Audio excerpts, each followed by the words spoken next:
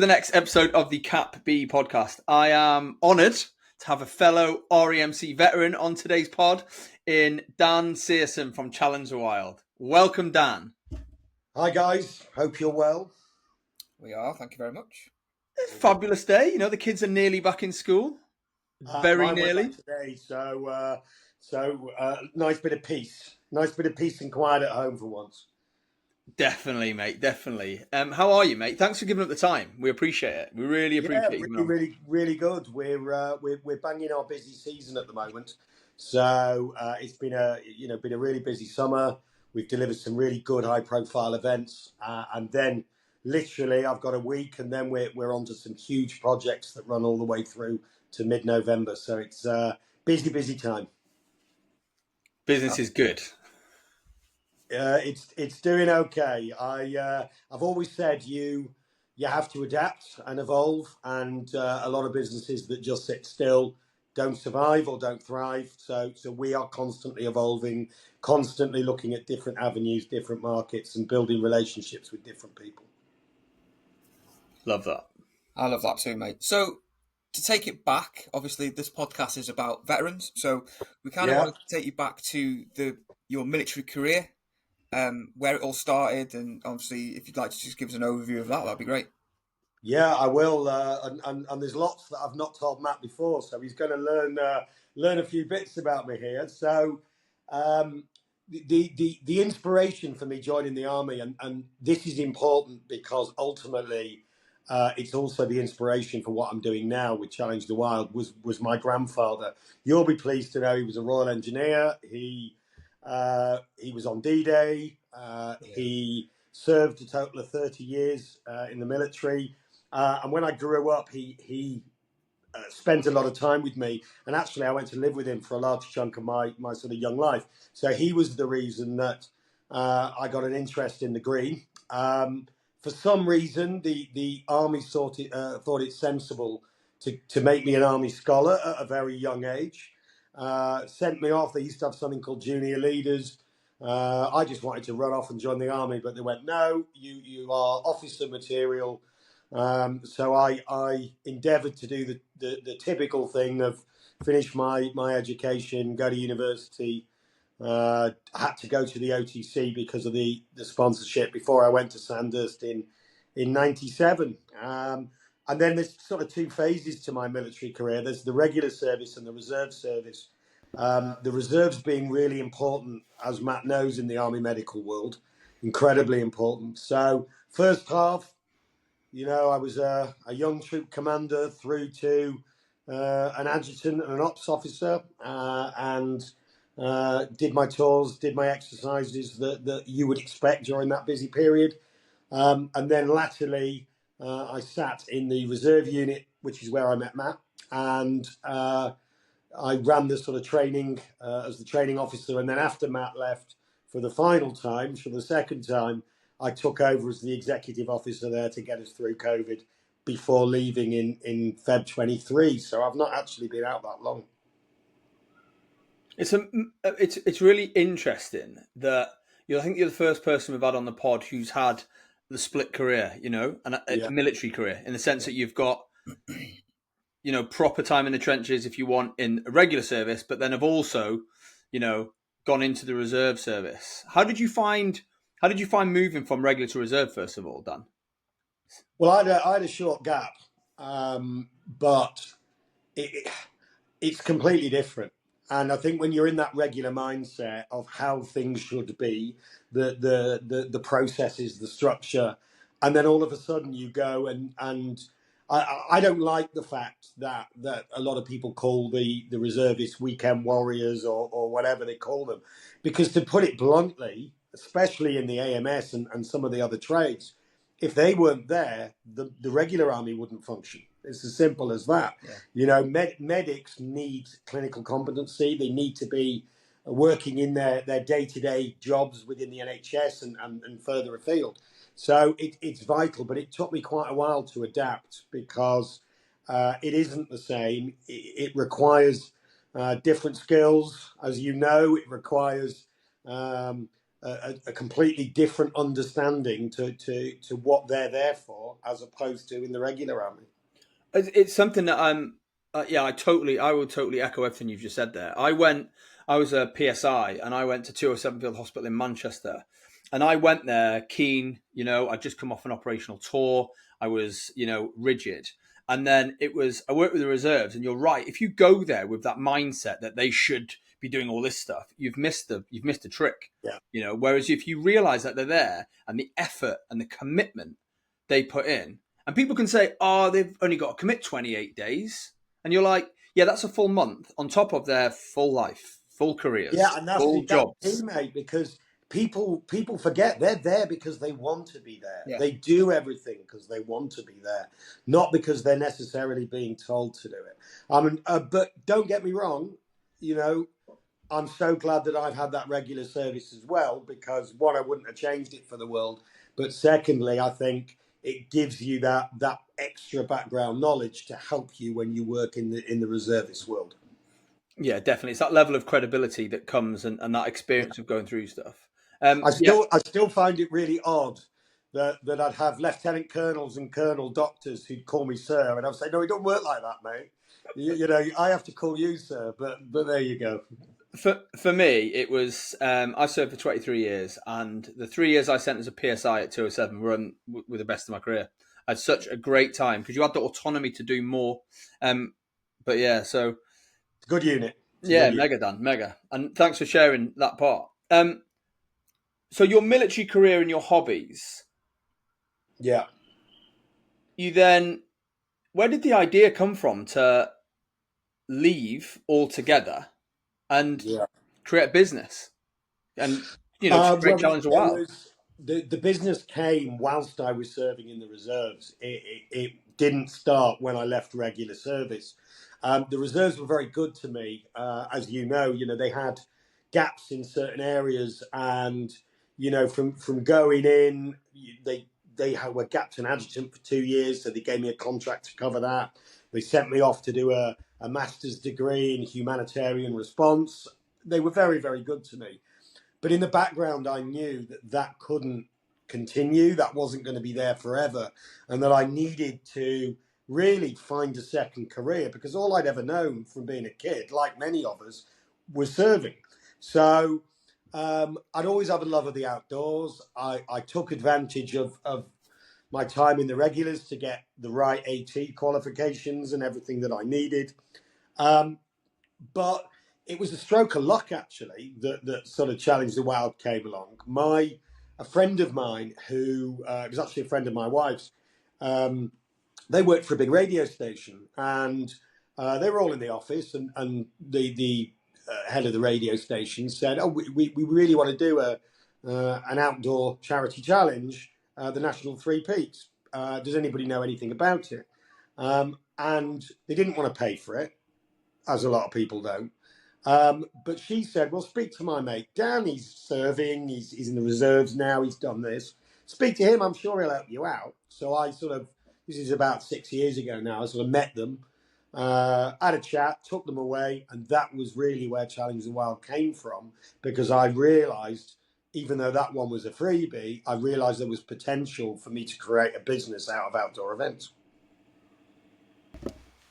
And then, I mean, I think it's quite unique, and we find this with a lot of people on the pod, that you've took something that you love doing and turned it into the business. So how did it grow from there? How did it grow from volunteering to help some people out to thinking, I could pull something together here? What's the business model? You know what I mean?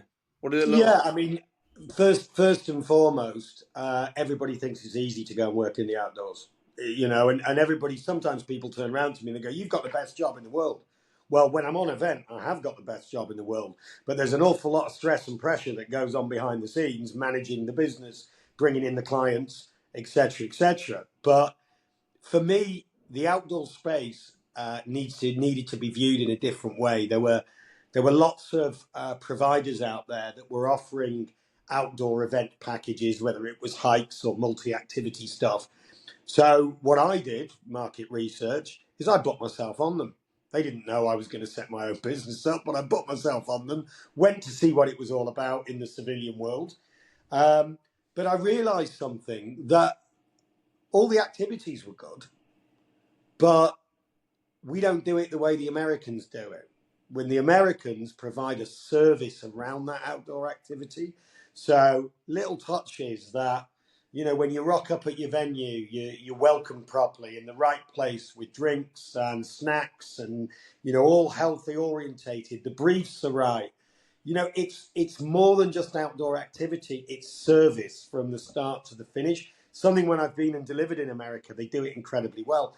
So what I sort of made very clear to sort of in my thinking, and then subsequently to the staff that I've brought on, is it's more than just outdoor activity. We are providing a service, an event which has to be the all-encompassed experience.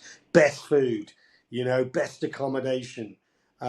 Let's make it an experience, and those little touches make the difference. That moral component, isn't it? The moral component of fighting power, you know, where if people have got like, they feel that they're looked after, they feel like you've gone the extra mile, they're going to enjoy it more. I remember seeing a quote, and it was like, the teachers you remember are the teachers, not about how well they make you, how well they taught you Pythagoras theorem or, you know, history. It's like how they made you feel. That's the teachers. When you think back about your favorite teacher, and I think that's a really an interesting thing, mate. It is, and that is. I sort of have three values that underpin our events. That is one: provide the best possible experience, and the provide the most care for your participants, because that makes a difference. It's service, basically. Interestingly, the other ones that I think are incredibly important are to be able to adapt from group to group.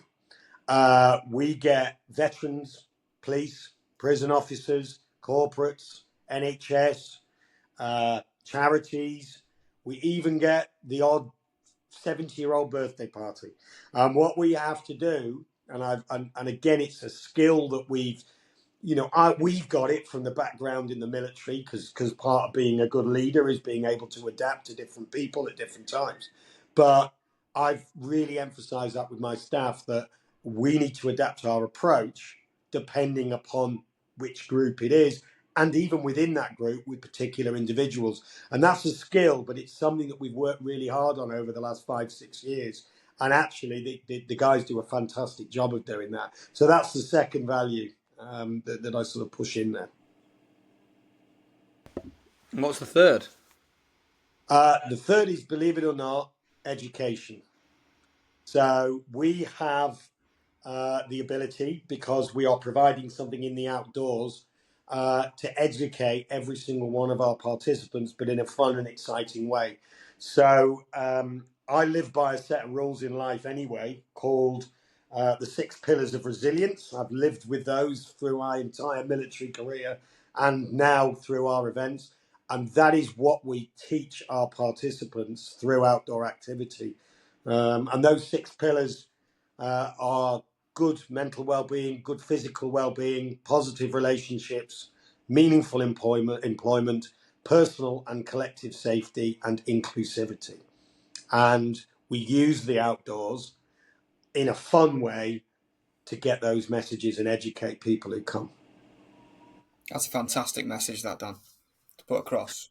Yeah, it's been a lot of work. It's been a lot of work getting ourselves not just the best products. I really believe we deliver some phenomenal products, but getting the right staff who buy into the ethos that I do to make it happen, and then plugging in the clients and selling to them to get them to come. It's a circle. It's a tough circle at times, but I wouldn't do it if I didn't enjoy it. And at the same time, there's no point doing anything if you're not going to do it to the best, is there?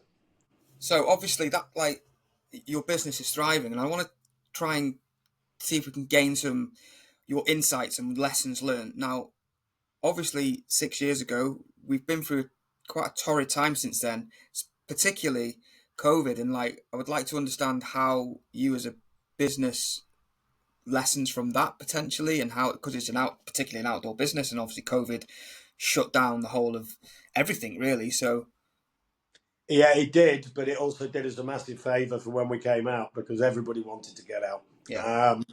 But I'm a strong believer that no business stays still. It doesn't matter if there are so many variables that, people could, have money 1 minute and not have any the next. The public sector could have a funding stream 1 minute and not the next. Our demographic could change. We've constantly got to evolve. And one thing that I do, and probably the best decision that I made, was bringing in an ops manager full time to take the day-to-day logistics away from me, which allowed me to keep a sort of broader vision on where the business needed to be going, what we were needed to be doing, but also making really, really key contacts. You can deliver the best product in the world, but if no one buys off you or nobody comes, what's the point? So one thing that I've spent my time doing since we came out of COVID is bringing in this guy to manage it. And then I've spread our network and evolved the business to make sure we're ahead of the game. And I'm very lucky that we've got, as a result of that, some really high-profile ambassadors. I wanted to touch on that, Dan, because to go from taking, again, groups of people, and through the network and some NHS and some military and veterans and stuff, that's amazing. But it's, I've seen recently, I saw you on the BBC. I saw that. I was on the one show. Yeah, it looked like I was stood in a hole between two 6'7" people, but we'll go with that. Yeah, you did that. You did the Expedition for D-Day with Ant Middleton, and you've got some really high-profile things coming up, including with Andrew Jenkins. I'm a massive fan of Traitors, huge fan of the program, and really liked Andrew Jenkins on it because of the way he was. But then, and he's had significant brain injury, and now I see he's doing this 1,200-kilometer trek from Traitors Castle all the way to Cardiff Castle. How do you get into that field? You talk about pivoting, but that's very different from taking groups of people on expeditions. It is, and that's whereas I would say the sort of activities that we do in the peaks or the lakes or Snowdonia, they're more the short-term quick wins, in terms of the fact that there will always be groups from the public sector or private sector that want to come on those. But building the brand and building the reputation, they're not enough. So I managed somehow, and who knows how, but D-Day 80 was a massive, massive launch pad for us with these ambassadors and those sort of contacts, because it was so high profile. And the D-Day 80, I know it only happened in June, but we've been planning that for 2 years. The idea came 2 years ago, and we got commissioned to run it. And then over those 2 years, we started building the relationships with the BBC, with ITV, with the production companies. We were in the Mail.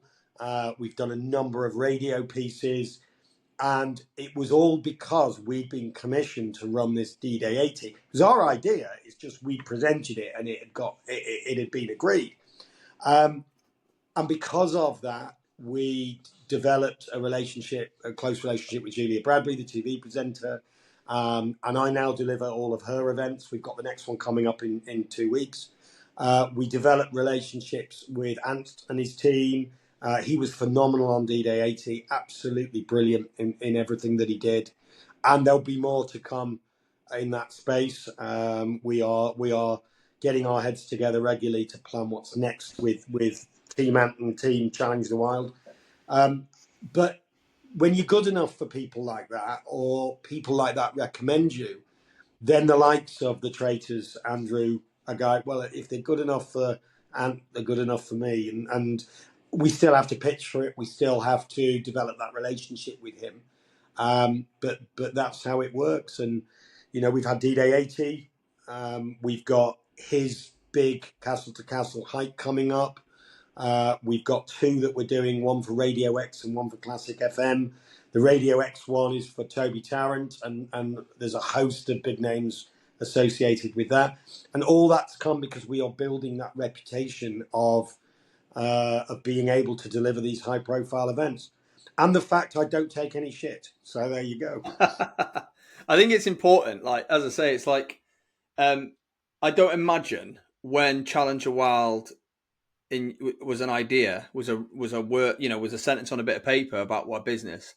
I didn't imagine it was what it looks like now. And I think your ability to pivot and grow and, like you say, exploit opportunities is huge. And it's huge in your business, and it's huge for veterans to know that. The idea that you go into business might not be the idea that takes your business stratospheric. Yeah. You know what I mean? Yeah, I get that. And a lot of veterans that I know who own businesses will say exactly the same as me, in the fact that you come out of that amazing career where you develop all these skills and you've got real-time lived leadership management experience. But owning a business is different. And I say this with a word of caution because I made mistakes right at the beginning. I thought, as I've said already, I've had that career. I understand how to put events on. I understand how to project manage. Bingo, it's going to be easy. No. I had to learn, health and safety is very different in the civilian world than it is to the military world. I had to learn about finance, budgeting, accounting, legal aspects. I had to learn it all.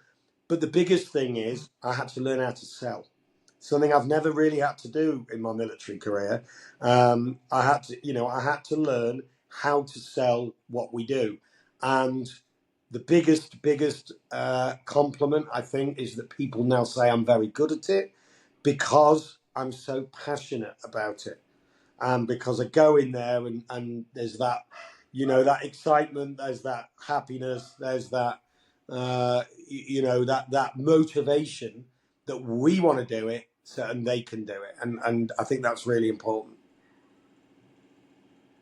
I absolutely, I'm inspired by veterans who go into business, and I'm inspired by where the idea started from. And I think there's a few things that you've picked up on there that have been mentioned a number of times, like the ability to budget, finances, and to sell a product, and even to brand. What are we about?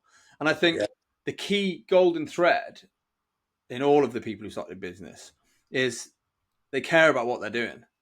They have a passion for what they're doing. So if I ask you to sell something that you're not interested in, it becomes much more difficult to sell something that you created, that's your idea, Yeah, I think you're right. You've got to have that passion. And actually, I'd say to anybody that's leaving the service or thinking of leaving the service, that doesn't just apply to business. That applies to anything that you do. If you're going to leave, don't see it as, don't have any regrets because you can't change the past.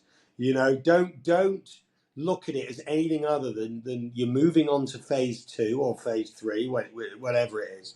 But go and do something you enjoy. We only get one shot at this life, and we know better than anybody how volatile life can be. But do you know what? You only get one chance. Go and do something you enjoy. It doesn't have to be business, but if it is, give it a go. Do something you want to do. There was a point that you said there, Dan, about selling and how you found it difficult. Now, I still find it quite difficult to self-promote oneself, having been in the army. It's because we're very we all do the same job. We all do. You get your high flyers, we're all standardized. But when it comes to tell me about you, and I'm I just do this. We downplay a lot of what we do. We do. I totally get what you're saying. And the daft thing is that I would take my CV that you all get made to write in the Career Transition Partnership, and there's your CV. That looks really good. I thought that was enough. It's not enough. No. Because you've got to remember that nobody outside of the military really understands what it's like to be in the military. And I can honestly tell you that probably 1% of my clients are veterans. 99% aren't. They don't have a clue what the military is about. So me going, I did this, and this doesn't work. What I have to do is say, this is my background. These are my real-time military experiences. But more to the point, this is why it led me from there to there. So I don't focus very much on the military side when I sell anymore.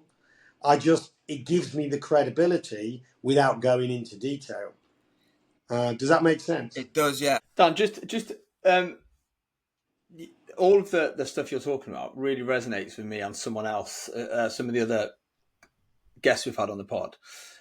One of them said, and it was really unique, he said, the military gives you the ability to be organized. And he said, and if you take the ability to be organized into business, you'll win, is the way he interpreted it. And I really like that, because a lot of veterans come from all different backgrounds, you know? Yeah. And it's like, to be able to, you get like a skill set of stuff. You do. Do you know what I mean?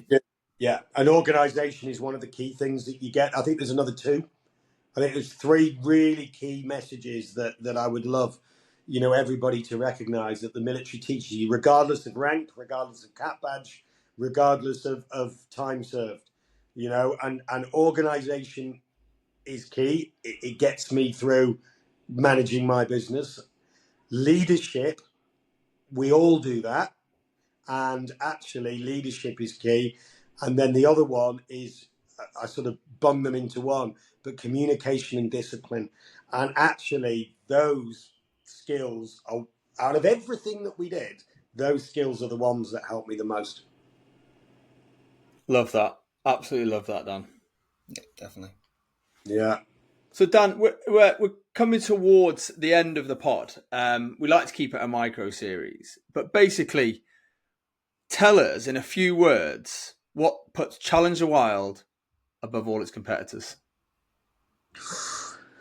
Well, I'm quite a humble man for a start, so that's a good question. Better or not? Yeah, we're better. But we care. We've adapted. No one of our events is the same. They're all different.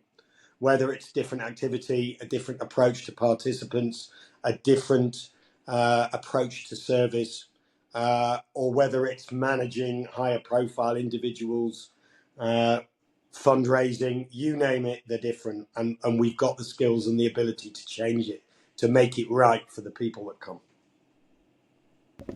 Love that, mate. Love that. My daughter's just saying, Daddy, I don't want to watch my iPad anymore. Okay, all right. Or the telly. Okay, give me 2 minutes then. Brilliant. 4 years old, mate. I think, 4 years old, mate. I think Wayne, our producer and amazing editor, refers to them as pre-nagers, and I think he's factually correct. Well, all I'll say is, mate, I'm nearly out the back end. She finishes school next year, and that's it. Mate, thank you so much for giving us an insight into what Challenge the Wild's about.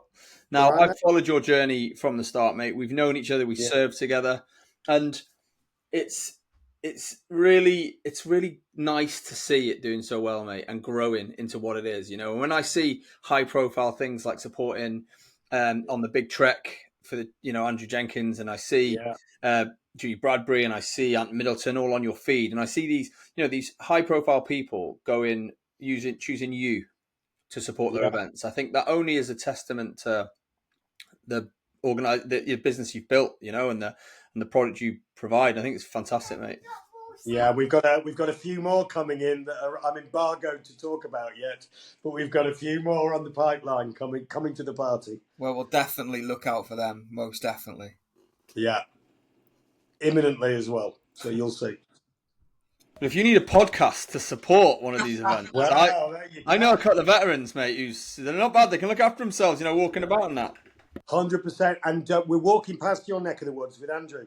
So if you want to join us for a bit. It'll be an honour and a pleasure. Listen, thanks so much, Dan. I appreciate you busy. Yeah. All the best, guys. Mate. Appreciate you. Take care. Take care.